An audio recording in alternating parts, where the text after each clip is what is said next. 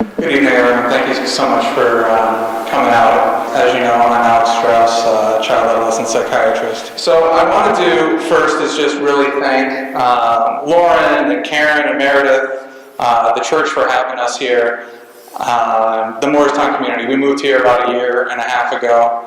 Thank you to my wife who's here in the audience tonight.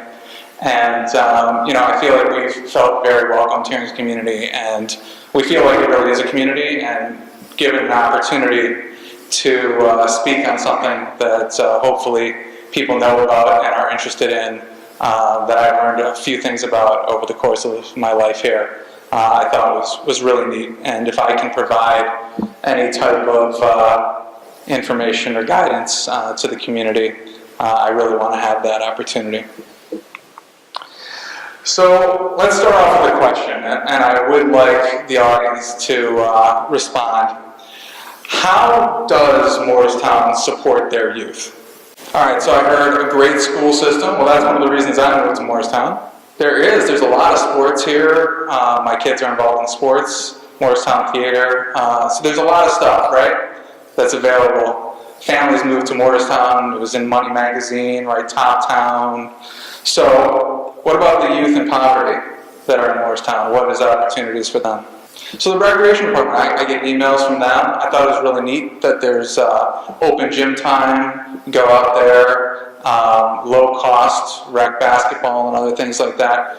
So you're saying there's programs outside of just the Moorestown rec that also are accommodating kids. How about youth with special needs? I mean, it sounds like there's a lot of stuff. Emotional difficulties? And how about mental illness? Yeah. So as you can tell, some have more, and some have less. So I want to talk about Zelda Park. It's become a favorite of our family, and we go there often. And you can see on the left here, two young children playing, having a good time, right? And then you see on the right, we're going to say this child was pushed down by another kid in the neighborhood. Maybe you knew them, maybe you don't. And I want this to kind of demonstrate that, violence can start at an extremely young age. And so what happens? What happens when my almost 3-year-old goes to the park and is on the bridge, on the playground, and gets pushed off the bridge and starts bawling?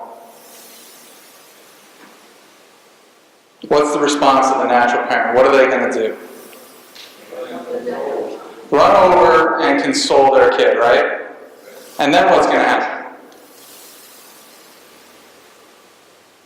They're going to put them right back up there, right next to the other kid? So I like that, right? So one option is you run to your kid. The other option is you run to the other kid and let them know that what they did was inappropriate.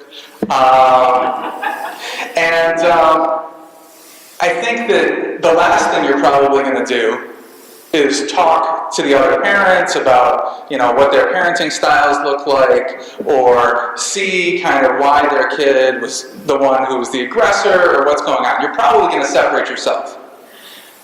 And the point that I'm trying to make is that at that point, the process is starting of this mother and this child being isolated from the community.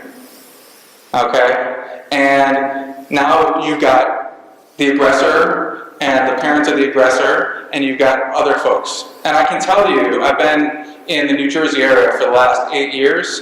I hear this all the time from families, that if your kid doesn't fit within kind of the social norm of the town and the community or whatever else, people feel like they're kind of on the side, or they're the outcast. And it can start in the very preschool years, and it can be very isolating. All right, so what's the agenda for tonight? Who am I? I want to tell you a little bit about myself, and I'm going to try to lead it to mostly relevant details that are relevant to the talk. What is a child adolescent psychiatrist? Talk about risk assessment, risk factors with regard to youth violence, and then get into intertwined throughout how do you decrease risk, also looking at social support, school supports, mental health, and community approaches. All right, so who am I? I get to talk about myself like I spend all day listening, so here we go. Me. I am from Minnesota. I was the son of wonderful parents. I was spanked as a child by both of my parents. I was a student.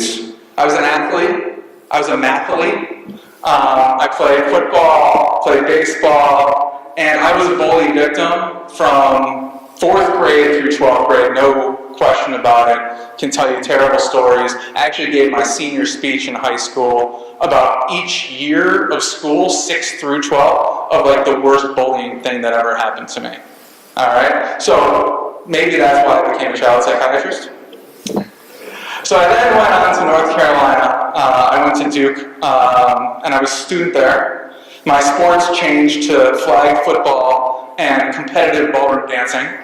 There's my ballroom dance partner from college. I majored in psychology. I was a fraternity president, so I had a lot of experience with hazing, both being the victim of and the giver of hazing, and also alcohol, drugs, and things along those lines. Definitely saw that. I went on to Illinois, to Chicago, to Northwestern, where I went to medical school, and towards the end, right at the end, became a husband. I was an athlete there, playing med school softball, and maybe a little ultimate frisbee on the park. But I also began to learn about poverty.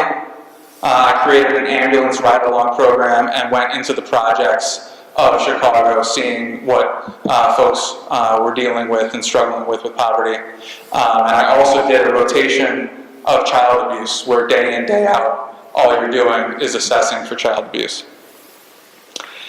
I went to Pittsburgh and did a 5-year combined fellowship and residency in child adolescent psychiatry. My athletics turned into kickball and broomball, running on ice and hitting balls into nets. I became a parent, and I began to learn about the systems of care that were available to mental health. I think there was an article that I'm reading today about how there is no system of care, depending on how you look at things. And I learned about mental illness, obviously. My wife's from Jersey, so of course we moved to New Jersey. And I, again, became a student of New Jersey. An athlete playing 35 plus Morristown League basketball, and parent of school-age kids, opened up a private practice. But in doing so, I also got to explore some other things. So I worked for DCPP in Camden, doing evaluations for kids who'd been removed from their homes. I have worked for schools doing child study team evaluations, looking at individualized educational plans. I was asked to and developed a contract to do what have been called zero tolerance evaluations for threats that have been made by kids within the school system. I currently work at 2 alternative schools in the area for kids who have been removed from their district school and also their district alternative school generally. And I've worked in the foster care system, group home system. And what I love to do, since I generally, treat folks in the office, is educate, because, all I do one-on-one, my time gets filled, I can't provide as much information as I can in a forum like this. So I really appreciate you guys coming in. And I want to talk a little bit about how this even came to be. So, as a Morristown parent, I found this thing called the Morristown Parent Facebook page, and I was like, this seems cool. And then I started reading the Morristown Parent Facebook page, and I was like, this is super entertaining. And I was like, there's no way I can ever post on the Morristown Facebook page. This is, too many people are trolling and doing other things, and there's all this controversy. Everything seems to get misinterpreted. So I just really enjoyed, for the last year and a half, reading the Morristown Facebook page. And you learn a lot of cool stuff about what's going on in Morristown, and then I have the entertainment factor. But what happened this past week is, these feeds are blowing up about what's happening with a threat at the Morristown High School. And I'm seeing all this stuff written, and I'm like, wait a second, like, this is what I do for a living? I know that some of this stuff is accurate, and I know that some of this stuff is not very accurate, and I'm like, what about this kid? And what about this kid's family? And what about all these parents who are freaking out and all concerned, and what does all this mean? And I'm like, what if I could talk about the process? At least as much as I know, right? I mean, I'm the mental health provider. We've got police and schools and other people who are obviously involved. But I feel like I've got a pretty decent understanding of what goes on in general. And since I've been working in these alternative schools, I was like, what is going on with these youth who are struggling with violence? So this past October, I put together experts from around the country, including the forensic child psychiatrist who'd worked with Virginia Tech and the shooting there. And we did this great talk on, well, you can see the title there, We Can See It Coming, Clinical Management of Violent Youth in the World of Outpatient Child and Adolescent Psychiatry. And I'll tell you that I was extremely disappointed in the talk. But when I came home and I thought about it, I was like, maybe there are some things that I can take away from this that can be useful. And some of the stuff is what I'm going to be talking about today. So, I feel like each of my slides could be like a presentation of their own, but I'm going to try to get through some of them here. So, child and adolescent psychiatry, I don't know, right? It sounds like a lot of people in the room, including the child adolescent psychiatrist who I know is in the room, know about child adolescent psychiatry. But I want to just, for those of you who don't, make it really clear that most people with mental illness are not violent. And in fact, are much more likely to be victims. And they've done studies to look at this. If they removed all the people with serious mental illness, 96% of the violence in the world or United States would still occur, and individuals with severe mental illness are being victims at, depending on the study, 7 to 56% of them, right? So you're talking about a population that is often actually more the victim, but often in the media and in TV and other things, they're being portrayed as potentially violent. And the other thing I want to talk about is more of mental health and wellness than mental illness. Because once we know this information, we know that this should not be a focus on mental illness. It should be a focus on all of us and mental health and wellness. And that's where we're going to go. So for those of you who don't know, I am a physician. You now know that I went to medical school. I'm a psychiatrist. I diagnose, I treat thinking, feeling difficulties, behavioral difficulties that happen within kids and their families. And one of the things that limits my ability to see people, other than the fact that my schedule is full, is the fact that there's so much stigma and shame. And it's getting better, right, within mental illness, but it's still a problem. And when you look at statistics, they say 20% of our teenagers have a mental health condition that should be treated, and only 20% of those are actually able to get out and seek treatment. And some of that is our fault for not having access to care, but a lot of it is people are scared, they don't understand, and they're ashamed to go seek help. There's an average of a 10-year delay between the onset and intervention in mental health. And I'll tell you the reason why I went into child and adolescent psychiatry was because I wanted to address these things early so they wouldn't become lifelong problems. And if you wait 10 years, I promise it's a lot more difficult to address. If I can do things early on, I can make things so much better, so much quicker. I specialize a little bit in post-concussion, and it's one of my favorite populations because you see people so soon, and you can help them understand what's going on and get them better, and I imagine a lot of them never go back to see another mental health provider, which would be my goal. I wish I could just discharge everybody and everyone could be cured. The other thing that's important is mental health doesn't have the same perception. So like, my father died of cancer. It wasn't his fault. There were no demons that made this thing happen. You fight cancer. Major League Baseball puts out all these pink bats, and it's this big thing, that we're going to do. Where are the bats that are colored for mental health and mental illness and things like that, right? With mental health, or with cancer, you go get treatment right away. You're going to go to, this center or that center. They're all advertising on TV. It's like the biggest thing. Like, when's the last time you heard, like, the MD Anderson of Cooper Psychiatric Center, right? You don't see that.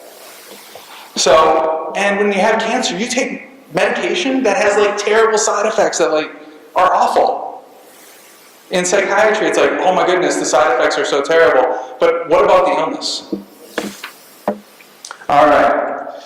So I want to just talk briefly about evidence-based practice, because that's how I was taught, right? So Lucky's were the best cigarettes for doctors back whenever this ad came out. But if you Google it, you can see that actually Camels were the preferred cigarette of choice for doctors.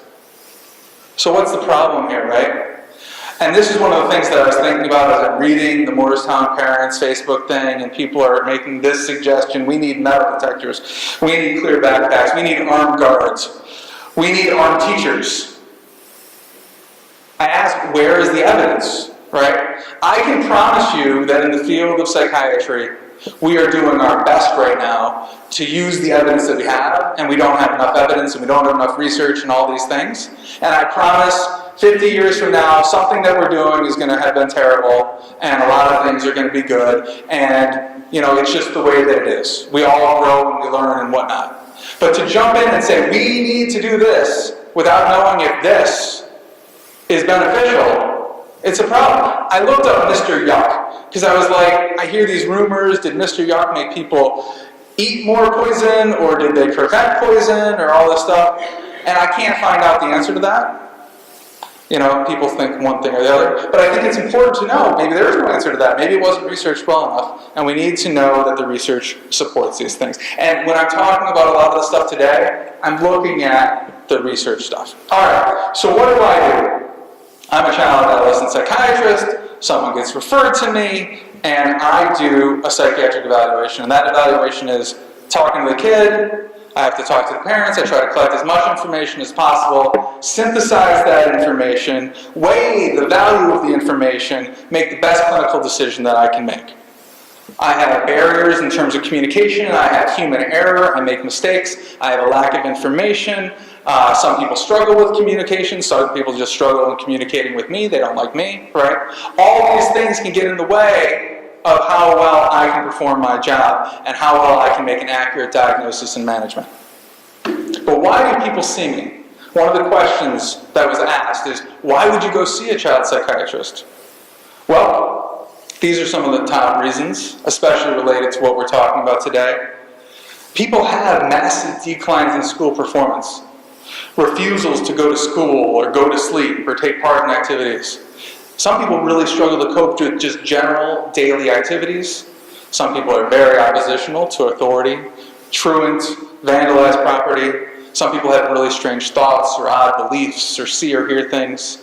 And then there's thoughts of death, which is obviously extremely scary. And upwards of 20% of high school kids will think about their own death. So today the focus is going to be on risk and protective factors for youth with violence, but the same talk could be given on the risks and protective factors for suicide or other things along those lines.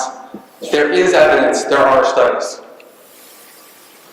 So I'm like researching this. I've got like a couple days between the time that this came out and we decided we were going to put this together.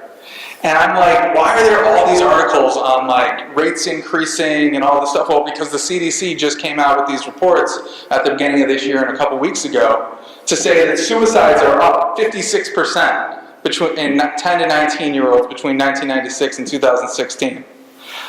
There's increases in non-fatal self-harm, which I usually think of as self-injurious behavior. And a study from pediatrics showed that 8% of 7 to 16-year-olds are doing some sort of self-injury. And then, one of my colleagues out in Pittsburgh is writing all these articles about 13 Reasons Why. And how many of your children have seen 13 Reasons Why? Couple. How many of you have seen 13 Reasons Why? Even more. That's good. And so, for those of you who don't know about 13 Reasons Why, or like myself, don't have Netflix and just get to read about 13 Reasons Why, it's a show that started last year and has gained gross popularity. And the 13 Reasons Why was 13 Reasons Why I Should Commit Suicide, which kind of, I think that the Netflix folks would say that this is realistic and this is what's really going on, which is probably accurate given what I do for a living. And then there's the, stuff that's all going around the news right now, contagion, triggering, what's going on with this, right? And it's a very complicated situation, but I can tell you that if I were going to watch this, I would be disturbed. And I know a lot about this stuff and see this stuff every day and can be disturbed. But if you've got young brains who are being exposed to this type of stuff, I have literally seen many people in my office who said, I got the idea to cut myself from watching something like that, or I hadn't cut myself in a number of years, and after watching that, that's what I did. Right? The things that we see and watch are influencing our brains, and if you're going to do these types of things, you have to somehow facilitate supervision, open communication, and knowledge of what this means and how your children are taking it. Alright, so when is sadness or worries or my kid is shy, when is it like I need to see a psychiatrist or my pediatrician or somebody, right? When is it a disorder?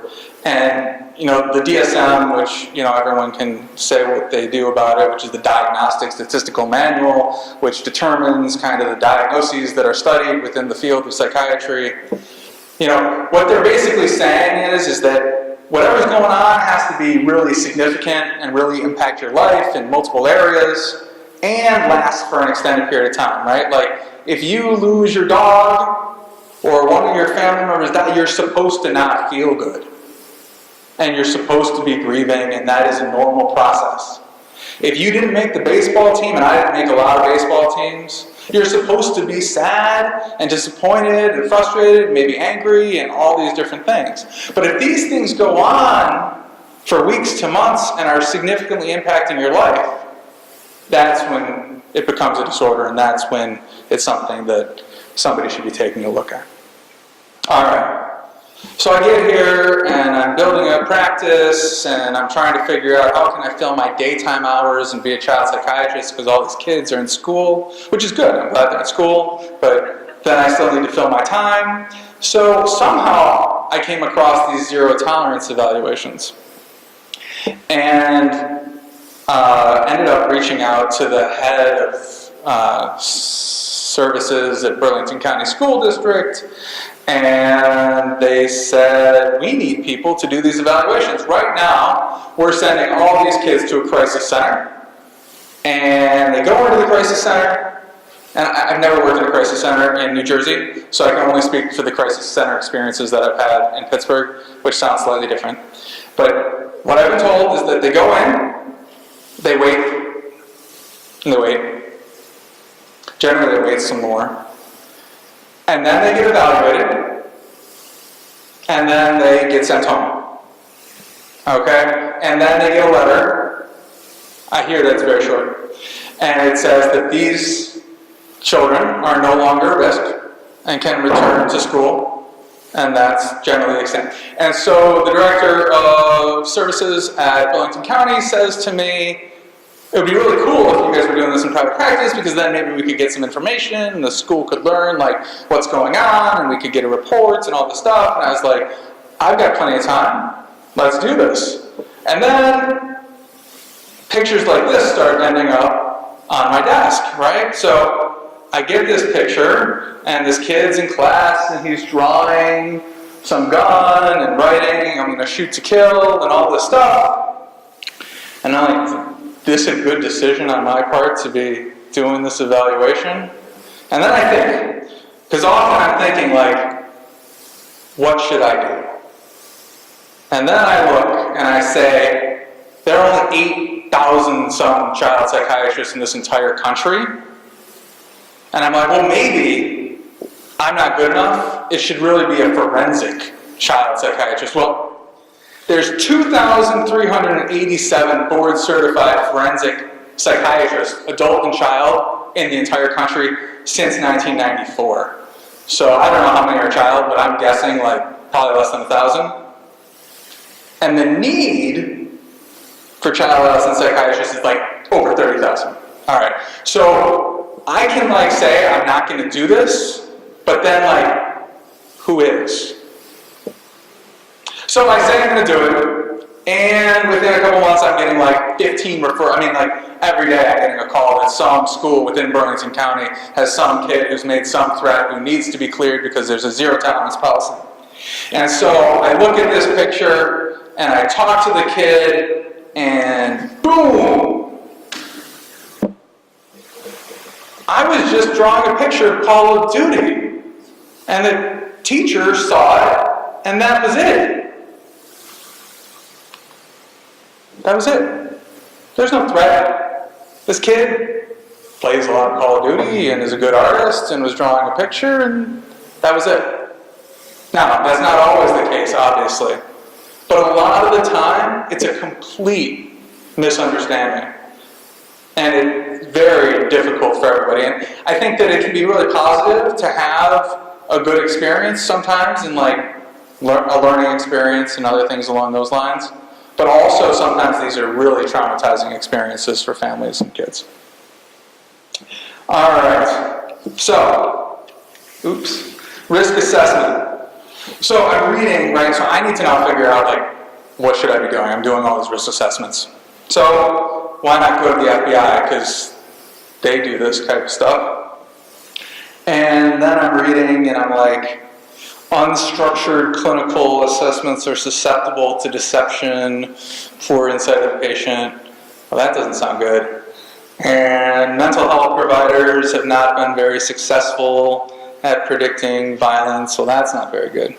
So now I'm trying to do these risk assessments and I'm reading and learning that, like, I'm not going to be very good at this. But diagnosis by a qualified and licensed mental health professional could be effective. All right. And mental health intervention should not be considered the only thing, but should be a part of what's going on. So I'm like, okay, I can weigh this a little bit. Since the schools are requiring this to happen for these kids to go back to school, and I'm one of the few people who can do this, I should still probably do it even if I'm not going to be great at it. But then I'm like, why are we doing risk assessments? Why don't we just figure out if these things are real or not real? Oh, right, because we can't predict violence. None of us, right? No matter how much information, no matter what the supercomputer is at this point, and trust me, now they are doing cool stuff. They're going through chart reviews, and they are looking at statistics to say, how do we predict who's going to be at highest risk for suicide based on the charts that we're reviewing, and how can we make this better? Because everybody wants to know who's the person who's going to have the suicide or homicide, But right now we can't do that. But what we can do is we can do our comprehensive psychiatric evaluation, which I was trained in. And then I decided I needed to get a lot more training. And I went to my academy, and I went to the CDC, and I went to the FBI, and I went to forensic psychiatrists and forensic psychologists, and looked at scales and other stuff, and I was like, I'm going to put this all together and create the best thing that I can do to create what's going on. And, hopefully I did all right. But now what we're going to talk about are what are these risk factors and what are the things that we can do to address them. Any questions? Anything? So the question is bullying a learned behavior? And I think you bring up a good point, and I'm going to get into bullying a little bit in this talk, but you can also have an entire talk on bullying and the evidence behind bullying. And I think that the general answer to your question is going to be not a good one, but a one that says it's complex, right? So it can be a learned behavior, and you can see it that parents or other kids teach people how to bully, but then there are other factors that can come into play that you could have the most lovely parents and the most lovely friends and you could still be bullied. And it has to do with your internal factors or what you were exposed to and maybe you were bullied. So there's a lot of different factors that come into play with regard to bullying, but bullying is an important factor when it comes to youth violence. I looked at some statistics and something along the lines of 90 to 100% of children who have witnessed their parents die develop post-traumatic stress disorder.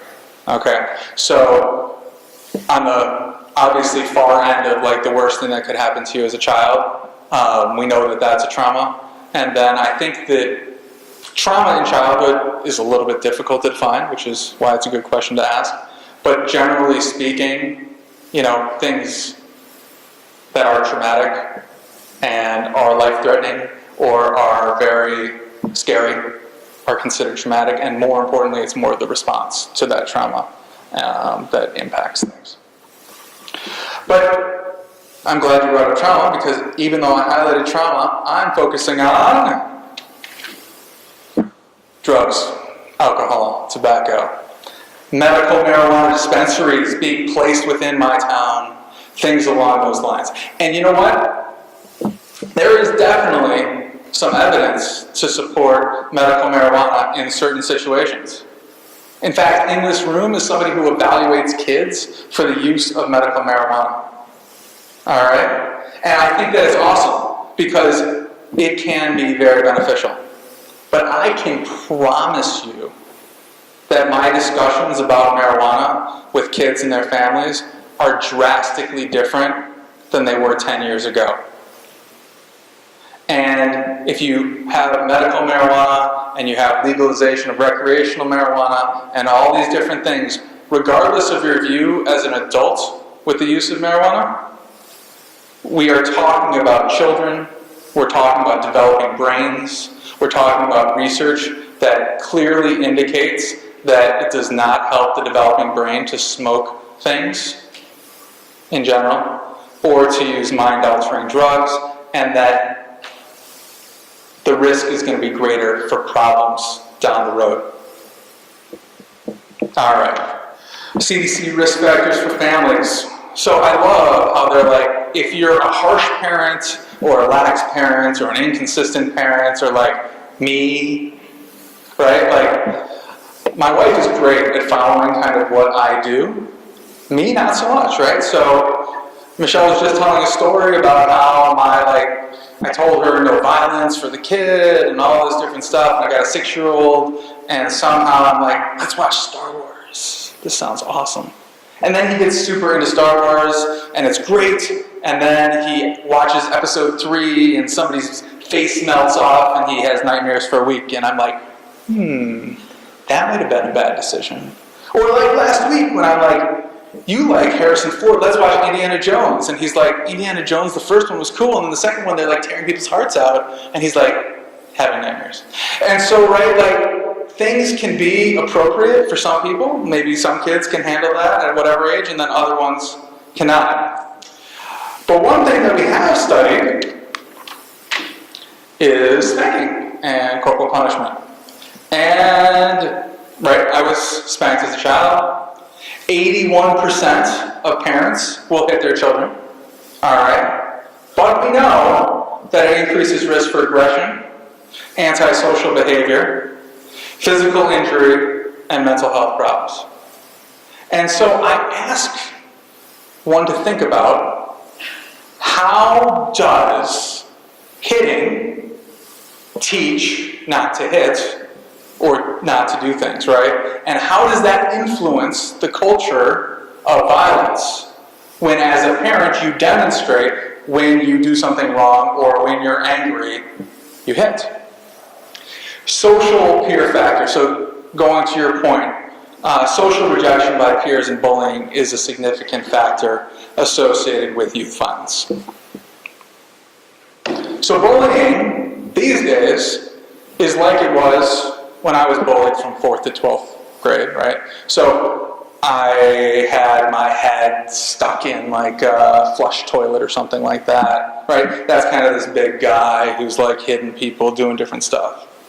I might have been punched a couple times on a school bus or jammed into a seat, and that's still happening. I hear that all the time. But the other piece is all the underground and covert bullying through social media and Snapchat and different groups that people are part of and then not a part of. And then we're going to invite everybody, but we're not going to invite you. And then we're going to post pictures of what's going on and make you feel really, really bad about yourself.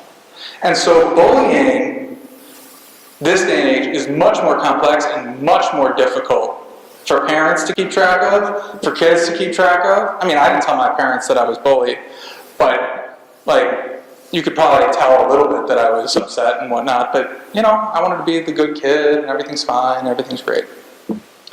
So it's really important to think about, how do you ask these questions? How do you listen to your kids? And what do you do to see, are things not as good as they seem to be? The other thing that I think, as I'm reading Moore's Tom Parents, is there a little bullying going on here?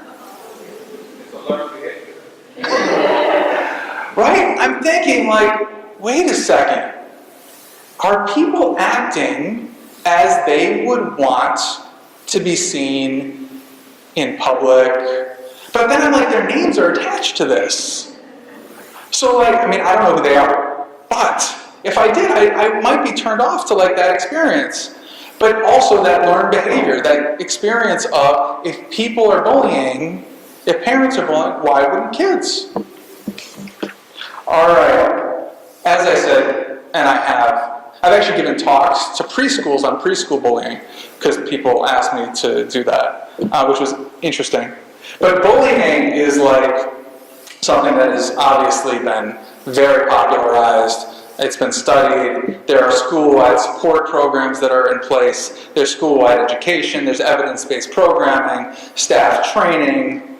All these things are available and have been shown to be effective. Whether they're being utilized, I can tell you, at least from my experience in the clinic, is that I get some schools and some departments and whatnot that really do a great job. And that they have peer supports who can come in and defend these kids and do wonderfully. And then I have other parents who come in flabbergasted with the experience of, we tell the administration and, you know, blaming the kid or just ignoring it. And it's a problem. I mean, it's really a problem. 87% of violent youth have been bullied or victims of multiple bullying episodes. So this is a major contributor to what's going on. Community risk factors, low-level community participation, disorganized neighborhoods. Fortunately, we don't have that. We got you guys here. We put these types of things together. It is wonderful, and hopefully, you know, it's being videotaped. I don't think I've ever been videotaped. It's going to go up online. People can watch this. It's neat, right? And then maybe the word can spread a little bit. Maybe you learned something tonight that then you can share with other people, share with your families. So now we get into protective factors. And it's hard with individual protective factors, right? These kind of are within the individual. But at the same point, as parents, you have to realize that you are kind of like the most important influences on these kids.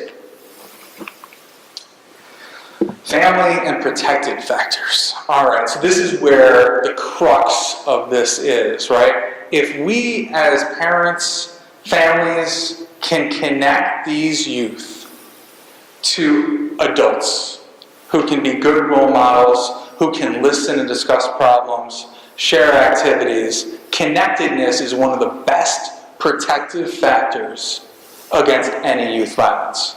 And I can assure you that the majority of the kids that I see struggle with connectedness, either due to their own difficulties with connectedness, or, and often is the case, because they don't have these adults within their lives. And I don't know how to stress this enough, but this is super important. And I don't have special powers, right? So when a kid comes in to see me, I don't have like an amazing way to like get them to talk to me or special tricks that I introduce. I'm just somebody who can sit there and listen and not tell them what to do exactly or how to do it or nag on this or nag on that. I can just listen. And I might have suggestions if they ask me for suggestions, or if they're going to do something really dangerous, I might say, that's not such a good idea. but I can listen. And if you're the parent and that doesn't really work for you, maybe there's an aunt or an uncle or a neighbor or somebody else that they can connect with. It's amazing what I see in terms of the networks that can be developed for some of these kids. It doesn't always have to be the mom or the dad or the aunt or the uncle. It's sometimes the guy next door who likes to fix small motor engines, and he lets the kid come over and work on engines after school, and that is the connectedness that makes things so great. This goes to the big, bold, underlined, listen.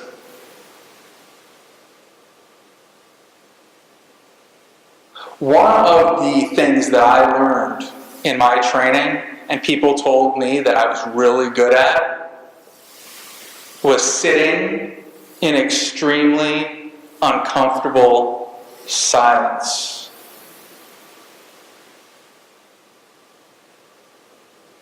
Because when you do that, it is amazing what people say.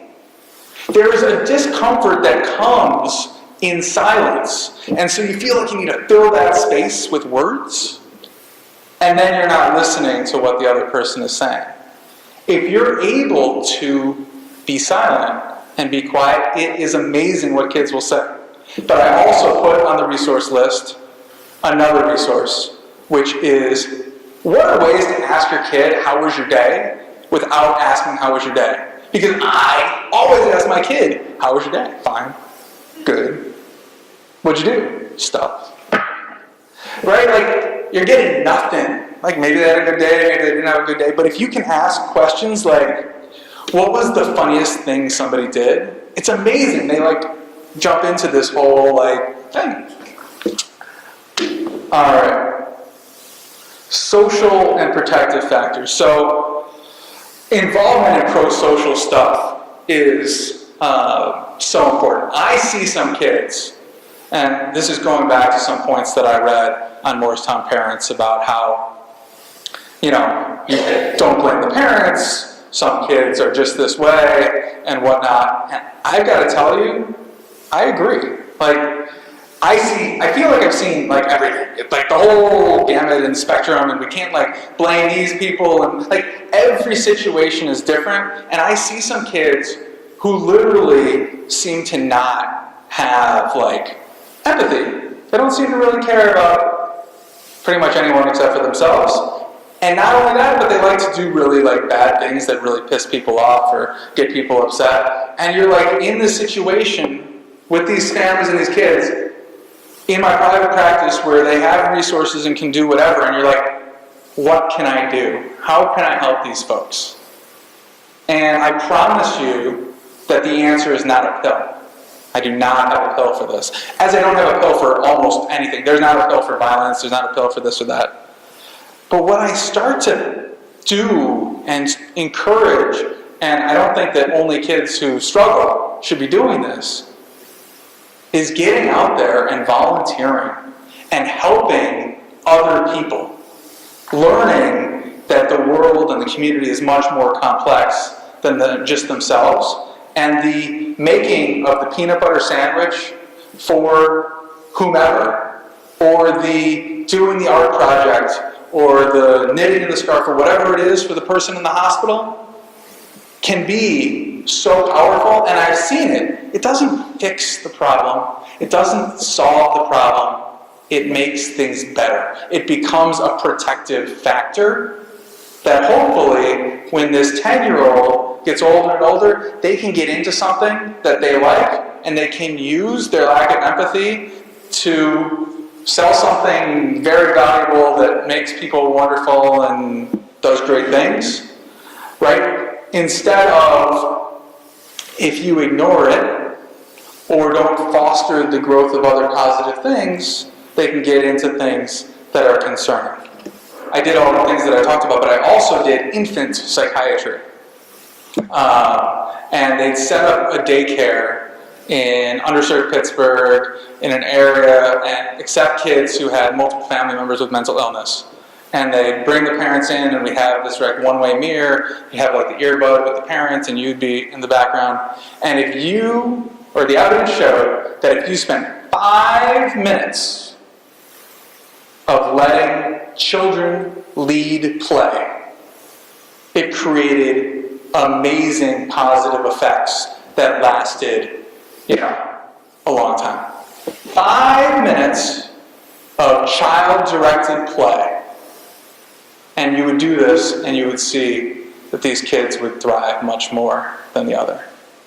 And I think, I don't know, this is not my device, but I'm sure that I have my device, and I'm sure that I use my device too much, and I use my device too much in front of children, including, and especially my own children, right? And what does that show? What is important? This text message is super important. I hope Alex knows about this before tonight.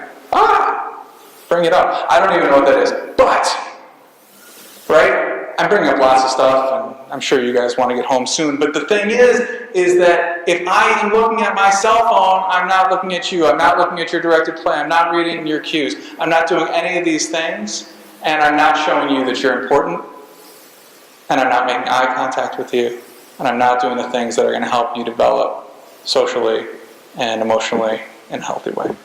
Oh, I love sports, right? And I was like, there's this quote, and I think many coaches have said it, but nothing good happens after midnight, nothing good happens when you're around guns. They just tossed that in there. I was like, it's not true. Right, like, Nick Saban has been pretty successful. If he's going to say this stuff, I think there's some relevance to it. Where are your kids and what are they doing? I think is an answer that you should generally be able to answer, like, always.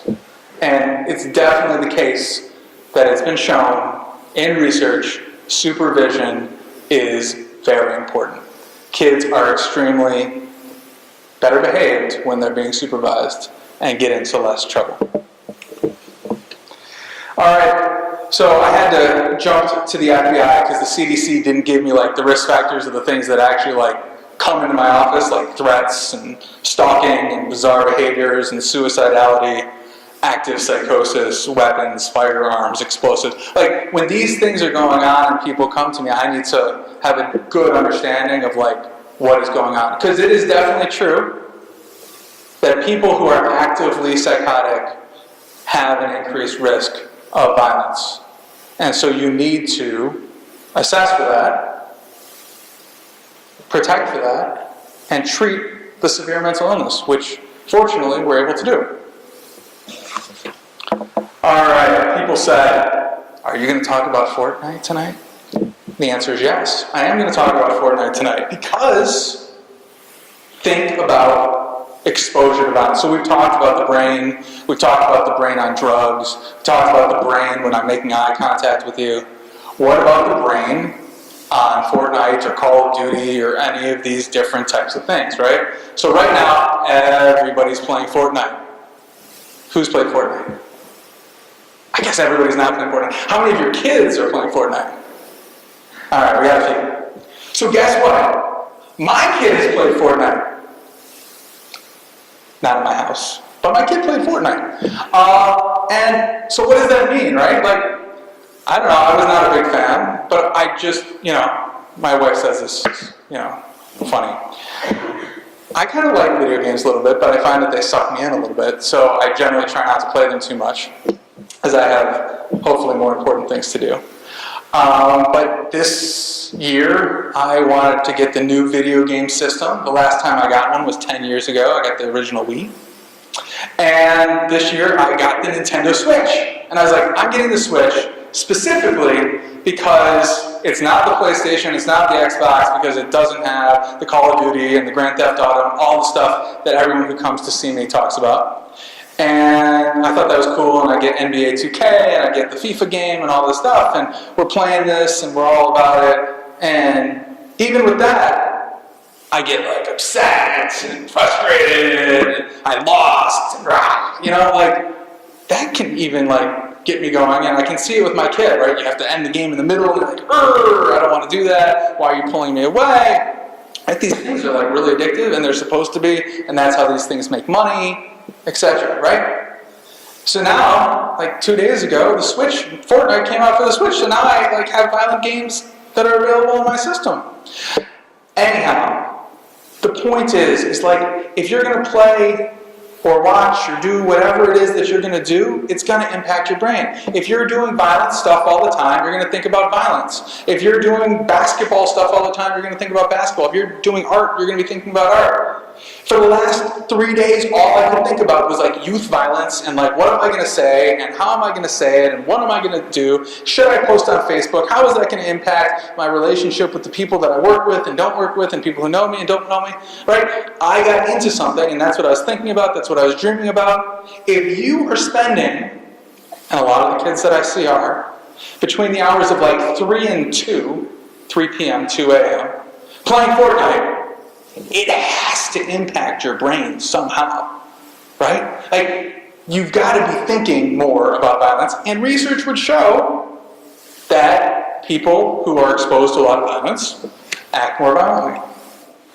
So, schools are obviously an important factor, and that was the whole prompt for all of this.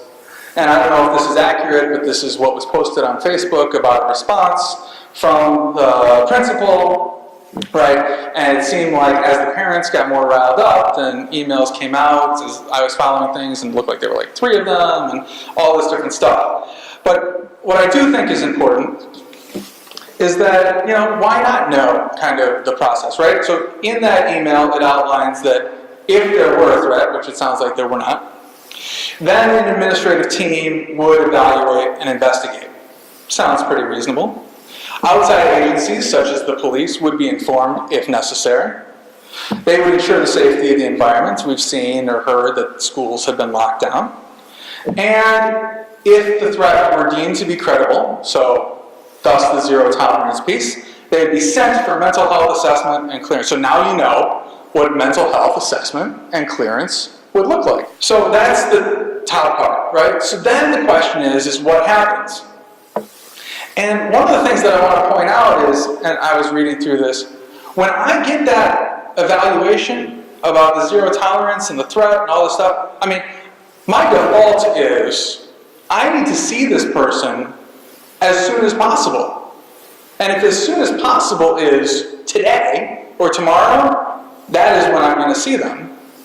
Because I would like them to either get back into school, which is where they belong if they're not a credible threat, or get appropriate mental health services or other services if they are a credible threat.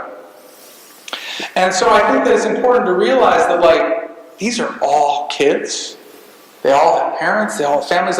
These are people.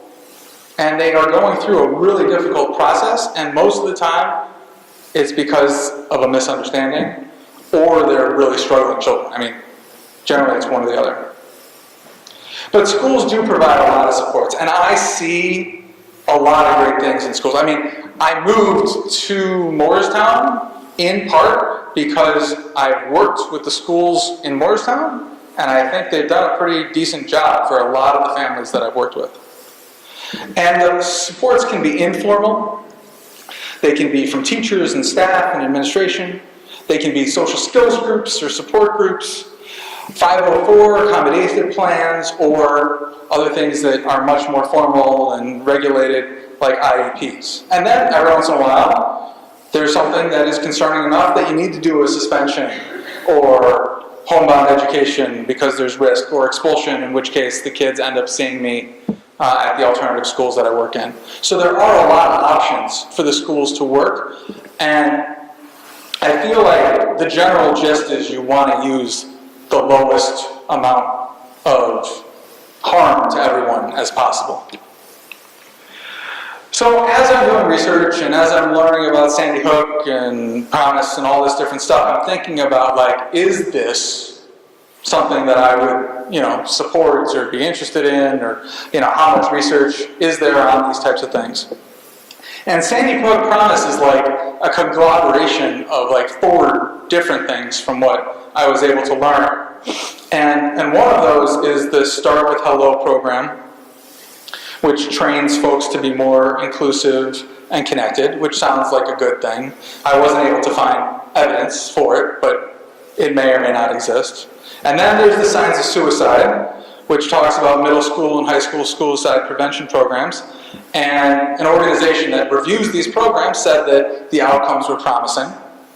And then finally, there was this threat assessment and intervention, which sounds like this guy, Dr. Cornell's been doing for a long time. Seems like there's a lot of research. It was reviewed, I think, before they got into their new review process, which identifies threats, determines seriousness, and develops intervention.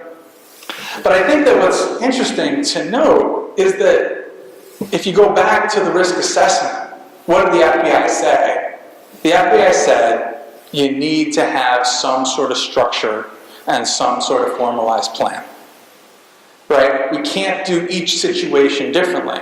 And so it seems to me, and I don't know anything, I don't make policy and decisions, right? Something like this makes sense to happen in schools. You should have an evidence-based system for bullying. You should have an evidence-based system for suicide prevention. You should have an evidence-based system in place for threat assessment and violence prevention.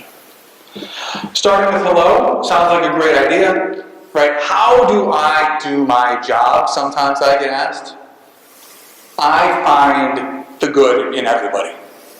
And I try to connect with the things and the pieces that I can connect with.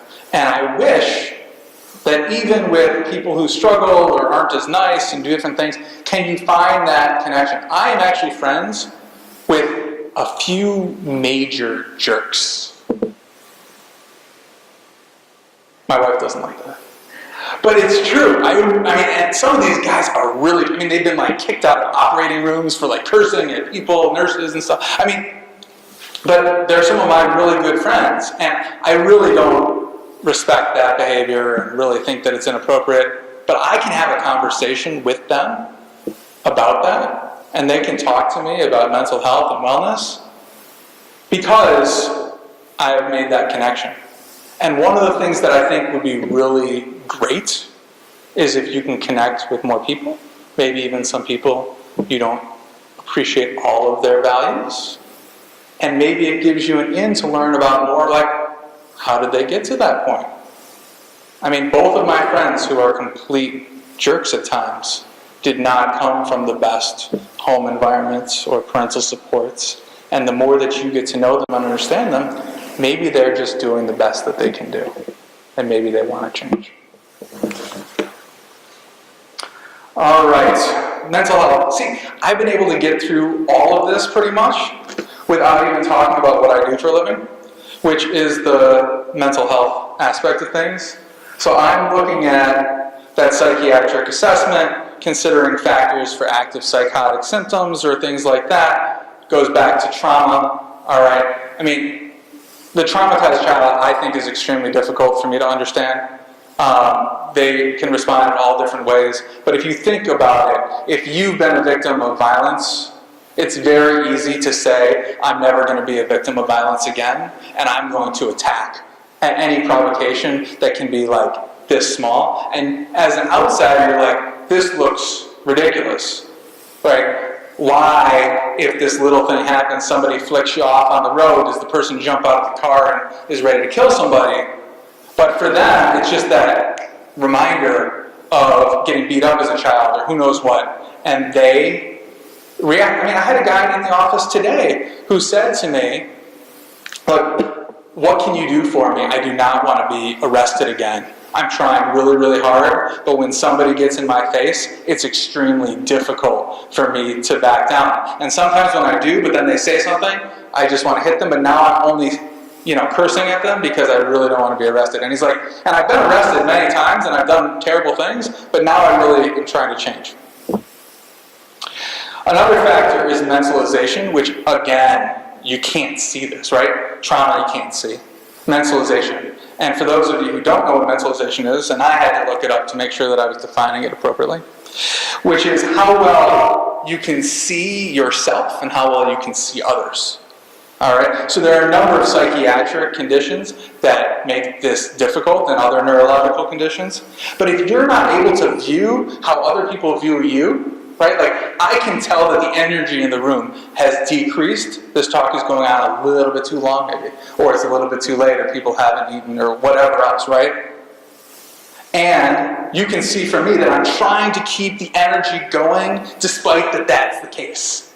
All right? This is what's going on in my head, and I'm doing the best that I can to get through it and using the mentalization. There are plenty of people who can't do that or don't do that well. And so if they make a threat, they don't really understand that, like, you probably shouldn't go into the psychiatrist's office and say, I'm going to go kill my parents, like a kid did yesterday. Right? Because they don't understand the seriousness of that. What they really meant to say was, I'm really angry at my stepdad for this. But they say something different. Alright, so what do I do to try to decrease the risk of violence? I look for evidence-based therapies. We're fortunate in New Jersey. We have a system of care that provides free mobile crisis response and in-home therapy services to basically anybody within the state. I look to see what might not be flexible within kids, and can we change the environment within the home. I try to limit access to things that are going to cause immediate harm to people, like don't have a lot of pills all around that people can take, or really sharp knives, or guns or weapons that are loaded that are just sitting around. And obviously, in the case of serious threats, I'm going to notify the authorities, have people hospitalized, and things like that. How cool was it that I could find a picture for free on the internet that said Main Street and High Street? I was like, that's like right in our neck of the woods. So what do people do in communities? They look at evidence-based programming, and there are things that people do within communities. Set up things to connect with adults, look at structured and environmental settings, and look at other ways that you can mobilize people to work together. There are community-based, evidence-based systems that do exist. And I think it leads us back to the start of this presentation, right? Is there a way, and I'm not sure that I have a great answer, but is there a way that we can help connect that kid who pushed my kid and that mom of the kid who's embarrassed that their kid pushed my kid, and not isolate them and isolate the kid and have this thing all start from the beginning? So, after all of this today, I really appreciate it. You guys did seem pretty engaged. And I'm going to be open for questions, and you can come up after and talk to me if you have other things that you don't want to say out loud. But I want to put in my plug for my last thing, and that's sleep. I trained in medical school and residency. I was up for 36 plus hours. I have been sleep deprived, I promise you. And I didn't pull all-nighters in college. I went to sleep early. And then I had to do this, all right? And my wife will testify that I am not a very happy sleep-deprived person. And I would argue that none of us are. When you are sleep-deprived, you're at higher risk for suicide, violence, depression, anxiety, weight gain, I mean, like, you name it. So how many of your children are going to sleep between 8 and 10 o'clock at night, getting their 9 to 11 hours of sleep, and feeling good? And how many of us, adults and parents, are doing the same? One of the things that I think that we are is a sleep-deprived nation. And I think that that is definitely causing some of the factors that were not mentioned in this presentation. So again, thank you so much for coming out. I'll be open to questions and available after.